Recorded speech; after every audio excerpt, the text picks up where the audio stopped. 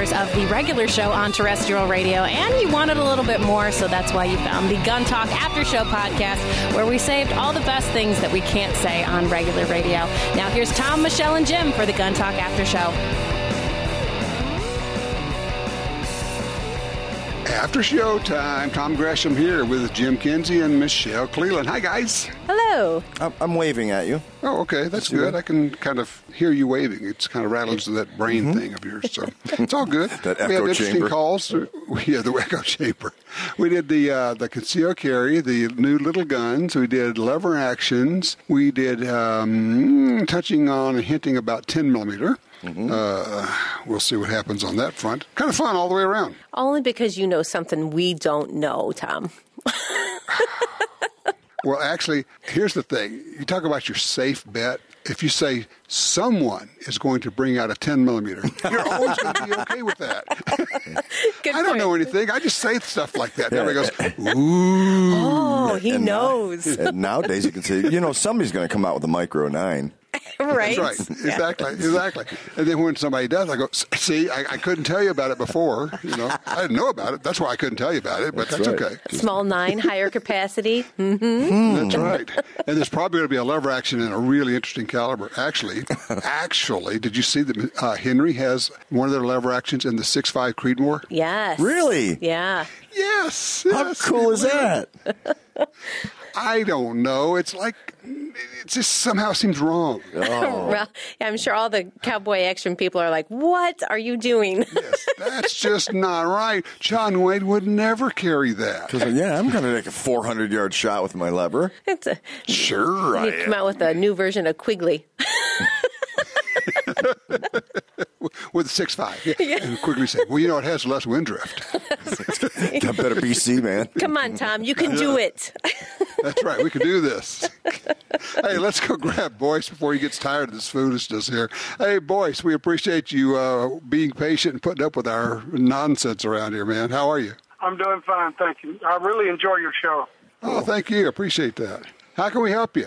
Well, I live in Texas. I have a concealed carry license, and I've been carrying a Glock 23 for quite a while. But I need, I would like to get a backup gun, a pocket gun of some kind. And I don't know, I want something extremely reliable, and, your life depends on it. And if you have any ideas on that, I'd appreciate it. I'm looking at probably a 380. So let me ask you, when you say a backup gun, is this something you're going to be carrying in addition to the Glock 23? Yes. Okay, a Glock 23 being a 40 cal. Right. I'm trying to think if there's any real subcompact 40s, Michelle. I'm just coming up with a blank right now. There's got to be something there, though. Well, I guess the question is, would you want to stay with a 40, or are you okay going to a different caliber? So I could go down to a 380. Well, there's a zillion of them, and there's more coming out every day, it seems like. You see my confusion? Well, are you a loyal Glock fan, Boyce? Oh, I love my Glock, but, if I could go to another brand, it would be no problem, as long as it gets the job done. Mm-hmm. Well, what if we throw a big wrench into the conversation and say, would you consider a revolver? I knew you were going to do that. I don't think so. Probably thinking of something a little lighter. Well, especially if it's going to be a backup gun. You don't want to add any more weight than you have to. You already carried a gun with a double-stack magazine and probably do you carry a spare mag with your 23? Yes, I do. Okay. Yeah, we don't want to be adding a whole lot of extra weight. Well, Glock just brought out that, they've got the 43, which is a tiny 9, and then they have the 43X, which just came out, and it's a 10-shot in the mag, so it's 10 plus 1. So that's a possibility. Well, where were you going to carry it, Boyce? Is it going to be an additional holster? Are you going to be an ankle holster? What were you thinking? He's going to carry it around Dallas. Wise guy. I was thinking of a true pocket gun, okay? Very small, very... Okay. Yeah. Okay. All right, I got a thought for you. If you like Glocks, and you do, the Glock 42 is a really small 380. It's slightly larger than the Ruger LCP, Although I love the LCP, just absolutely love the LCP. And if you were okay with that, I would sure push you toward one of the LCP models. I think they are terrific little guns. Okay. Boyce, do you have the ability to go to a range and try any of these firearms out? Is there a gun store that has a range with rental pistols available? Do you know? Oh, yeah, they're all over the Dallas There you go. Metroplex. Yeah. I would highly recommend, from my standpoint, trying a few of these out to see what you like, because recoil is drastically different in some of the guns, and depending on your hand size, might be some of them might be too small for you, where the rail's eating away at the hand grip. For instance, or you only got two fingers wrapped around it. You don't like to have your gun covered with your own blood? I know, right? You got a permanent slide tattoo on your hand. You're right. Well, the other thing I'm just thinking, and to your point, Michelle, is that when you're looking at mid-size or full-size pistols, they all feel pretty good. You may say, well, I kind of prefer this one, or I kind of prefer that one. But when you get into the subcompact, I think you're much more likely to run into one or more where you say, I absolutely hate this thing. Right. I could never shoot this thing. Right. And I would think if you had a possibility of shooting like the Smith & Wesson Shield Easy Slide, a SIG 238, the Glock 42. I think if you had a chance to shoot some of these different guns, the Ruger LCP, just say bodyguard. Yeah, exactly. That you will quickly find out which one of those sizes work best for you within a box of ammo. It'll sort itself out quickly when you start shooting them. It really will. And the other thing to keep in mind, boys, too, is you may see if you could get one with the to rent to try out with the extended mag. I don't know the size of your hands, but my hands are big mitts, and I have a hard time shooting the micros without the extended mag, and it makes a world of difference because now I've got 3 fingers wrapped around it instead of just 2. I'm also going to throw this thought out. You mentioned that you'd really like for it to be a pocket pistol. I mean, like really in a pocket, huh? There are a lot of options out there. First of all, if you stick it in a pocket, please put it in a holster inside the pocket, not just a bare pistol in a pocket, because a lot of people have set fire to their own rear ends that way. The LCP, and I'm trying to remember who else, but there's a holster called the Recluse holster. Jim, you have one of those? I can't remember. No, sir. You don't? Okay. No, sir. It fits in your back pocket. They have one for the front pocket, but if it goes in the back pocket, it looks like a wallet in your pocket. Oh, yeah. And you can slide your hand in, and it just pops out. The gun comes out, the holster stays in your pocket, but it blocks. It's got a trigger block, so the trigger cannot be pulled while it's in your pocket. And it's a real simple system. I would think about carry methods and incorporate that into the decision process. The reason, and I've used this example a lot, the reason I am not a fan of front pocket holsters, putting a gun in your front pocket, is if you're in the middle of a fight, if you're going to your backup gun, you're having a bad day already. I think we could agree on that. And you probably should be moving, as in running for your life. And you cannot draw from a front pocket while you're running. It just can't be done. Not well, anyway. So I would think about the carry method and make that a part of the process. Michelle, does that make sense? Absolutely. It's a great point.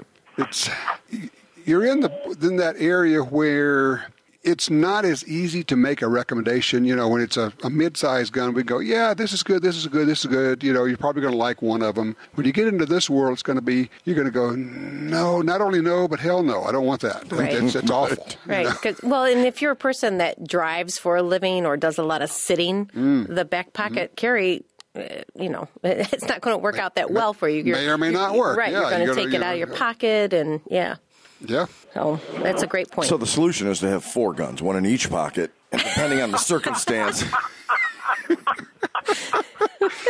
Hey, we're going to spend your money no matter what, man. You know that. I know the answer. 4 guns. Okay. 4 guns. Our sponsors are going, oh yeah. They call him 4 Gun Boyce. He's from Big D. There you go. If one doesn't work, the other one will. There you go. That's right. Look, just don't fall into the lake when you're wearing all those guns. You'll sink like a rock, man. I'm telling you. Well, thank you so much. Y'all have been a big help. Probably the best idea for me to go rent some guns and shoot them. Yeah. And Dang it, I hate it when Michelle has the best idea. Damn her. but she had a great idea. Thank you, Michelle. You're welcome, boys. Good luck. All right, Jim, we're not talking to her anymore. Yes. So we're down to 2 mics. That's great. Mic failure. Yeah. You know. Is this thing working? Yeah. Okay. Thank you. All right, quick break, and then we're going to come back and we're going to listen to Brilliant Thoughts from Michelle. Ooh.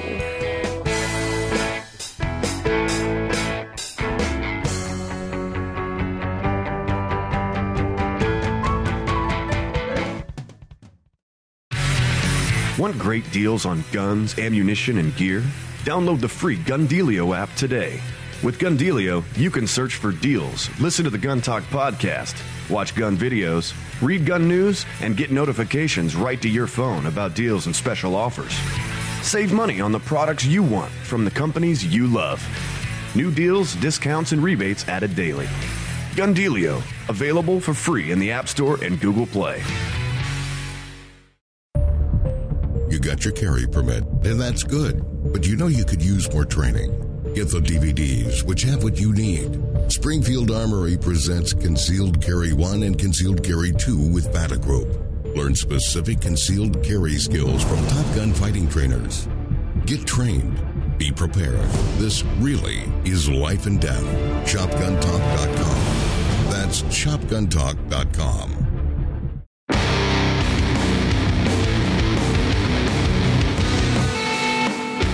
All right, we're back. While we were waiting, it just started snowing like crazy here. Clearly, I'm not in Louisiana at the moment. But you guys are used to snow there in Ohio. Well, only sort of. 42 degrees the past couple of days. It's been great.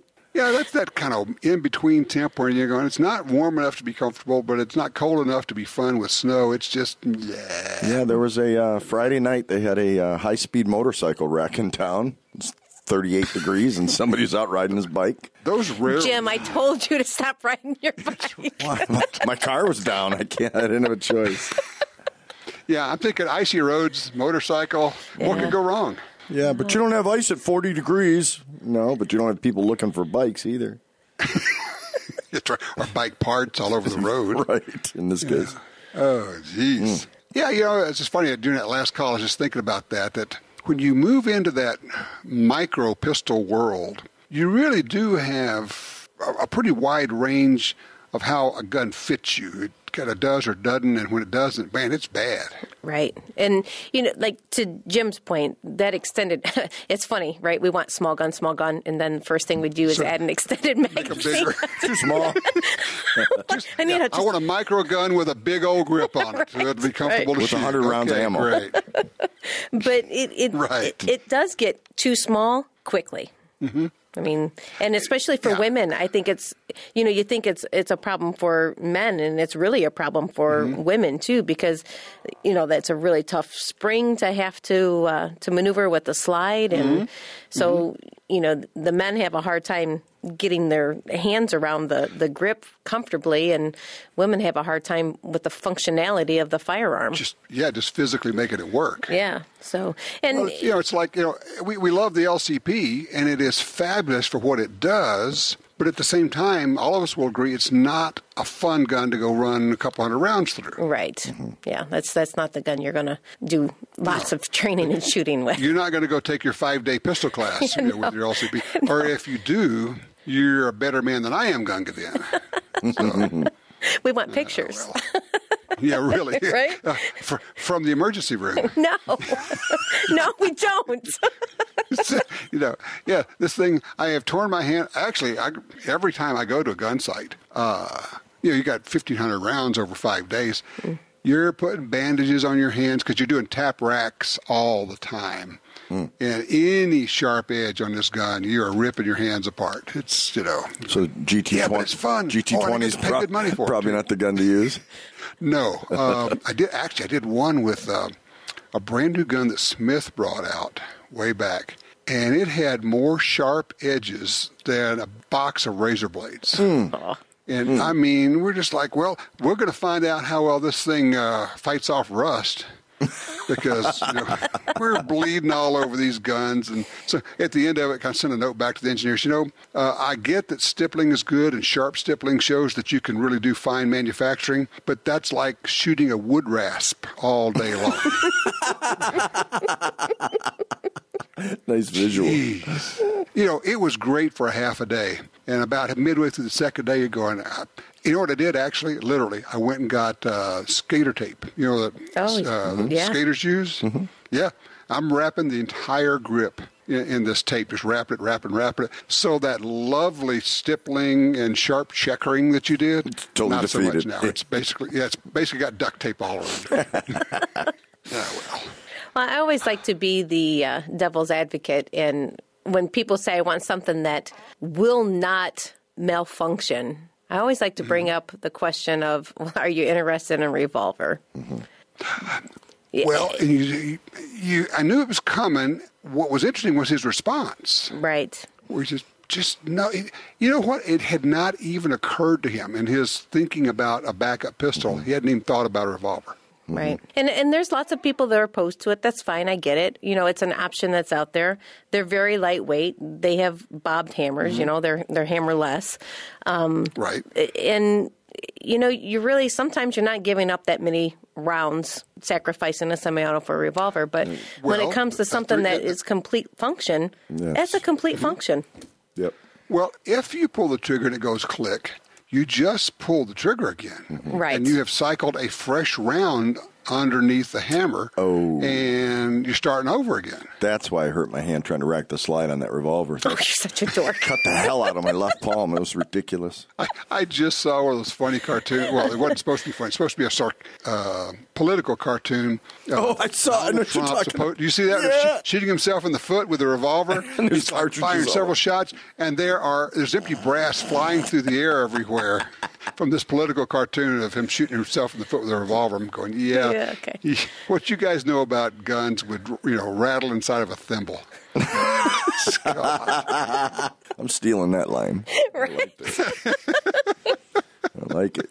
Why not? I'm sure I stole it from someone. Sure. Rattling around a thimble. That's kind of like my math mistake in third hour. Looking at the clock going, we got a break coming up in 10 minutes, so I'm going to call for it now. And Tom's like, we are? You're going, radio talk in my headset. Jim's going, we're going to the break. 30 seconds. I'm going, it's not time for a break. What are we doing? All right, 10 seconds. I'm going, okay, I guess we're going to a break. And then I try to backpedal using my car wreck as an excuse for my head being just not in the game, but that didn't work. Well, the car wreck was 15 years ago. Man, you're still playing on that? Jeez. Yeah. Hey, I'm milking it for everything it's worth. Yeah, guys, go with it, I'm going to the Wayback Machine. Well, I had speaking of the car wreck, I had an interesting situation, minor but interesting. In Ohio, when you're speaking, even if it's not a traffic stop, if you're just speaking to an officer of the law. You haven't told people about your car wreck. Oh, yeah, I got tagged on New Year's Eve by a young lady who looked right at me and smiled and pulled out and hit me.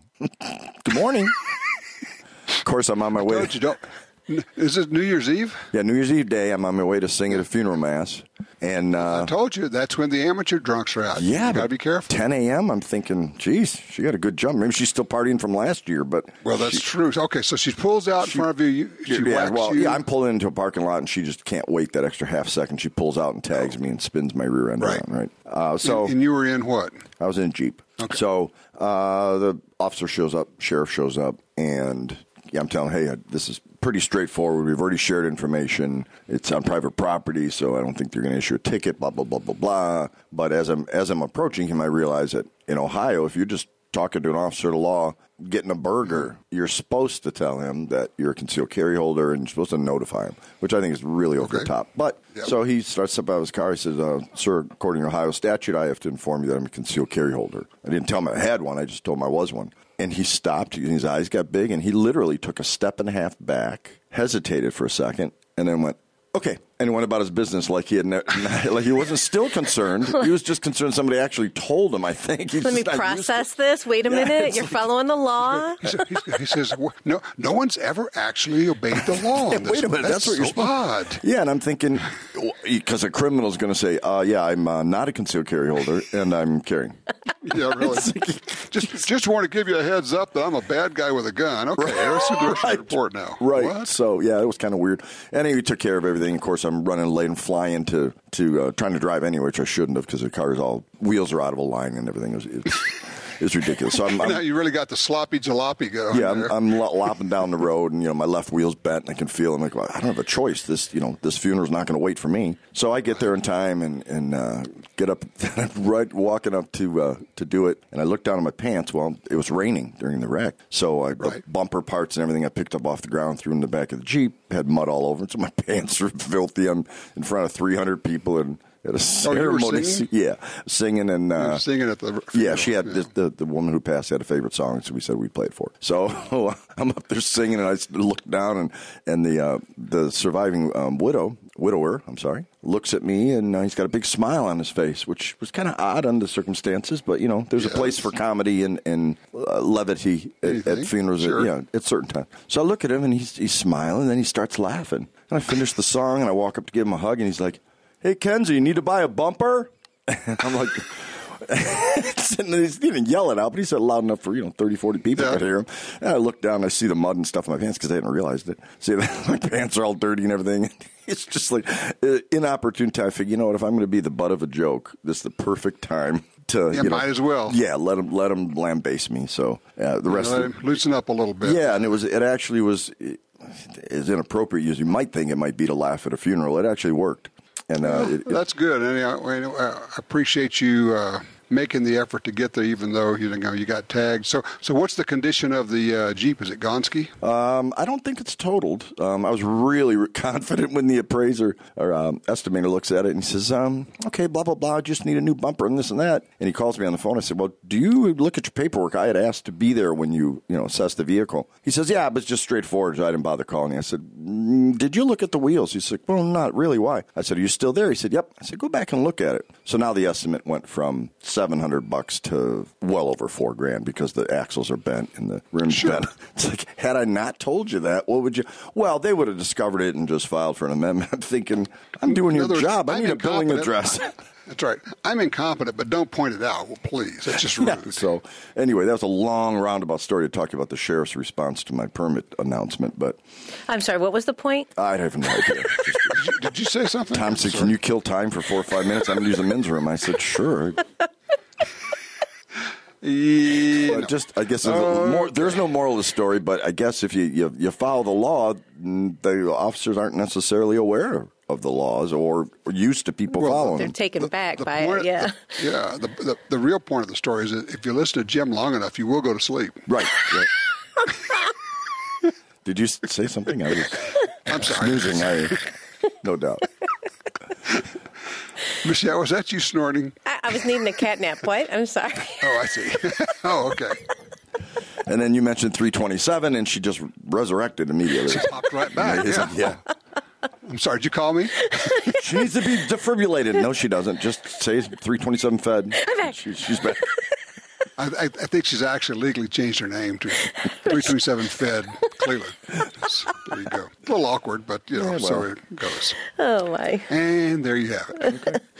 Hey, have you gotten to shoot any of these new guns? I know in the opening hour we talked about Ryan being able to shoot these guns, Tom. But when's your turn? Because I have been out of town for several weeks. I'm up in the hinterlands in Idaho, and all these cool things have come into the office while I'm away. I've got, boxes sitting there ready to play. So Ryan and KJ are doing videos with them and playing with them the whole time. So that's why I said, well, you know what? I can't give a first-hand report. Let's get Ryan on to talk about it. Yeah, because they usually don't allow you to have guns in the Idaho Correctional Facility. Is that it?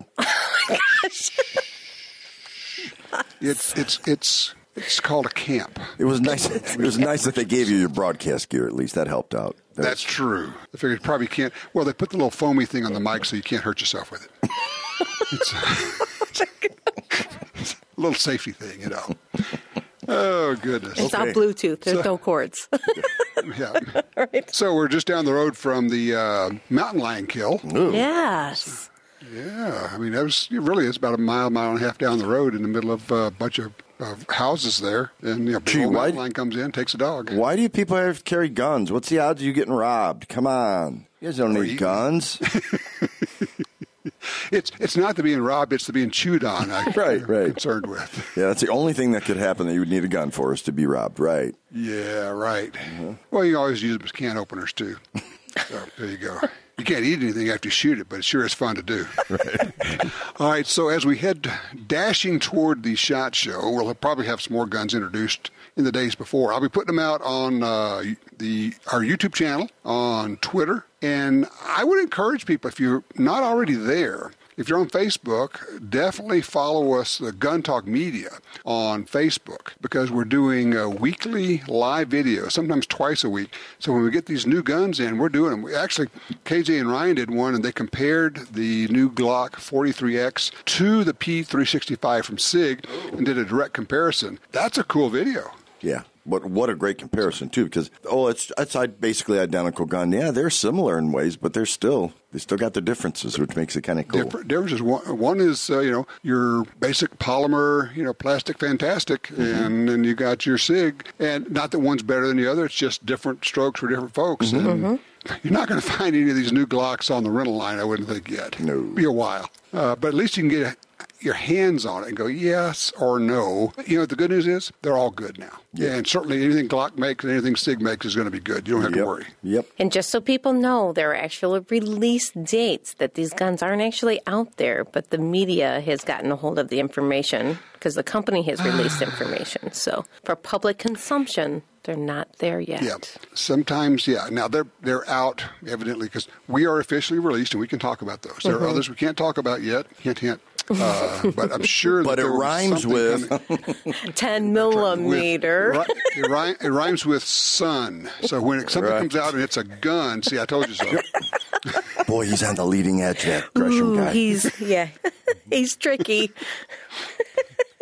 All right, I'm going to go see if I can figure out how to wear 4 guns. Good suggestion. Nice callback. Nice callback. Yeah, I like that. That's good. If 1 is none and 2 is 1, then 4 is more. Okay. 4-gun Gresham? 4 is more. 4 is more. Ooh, 4 is more. Good. I like it. Well done. Let's quit while we're ahead. We've never been ahead. Quit while we're near break even. Okay. That's right. While we're not getting any further behind. Exactly. All right, one more week before SHOT Show, and then we're going to do 2 shows from the SHOT Shows. A lot to cover. Fun times. Can't wait. All right, guys, be safe. Be good. Take care. Well, that wraps up another Gun Talk After Show. But if you want even more gun-related stuff, don't forget to check out Gundealio. It's the app for Apple and Android phones that connects you to all the Gun Talk shows, plus even more. And we'll catch you next time for the Gun Talk After Show.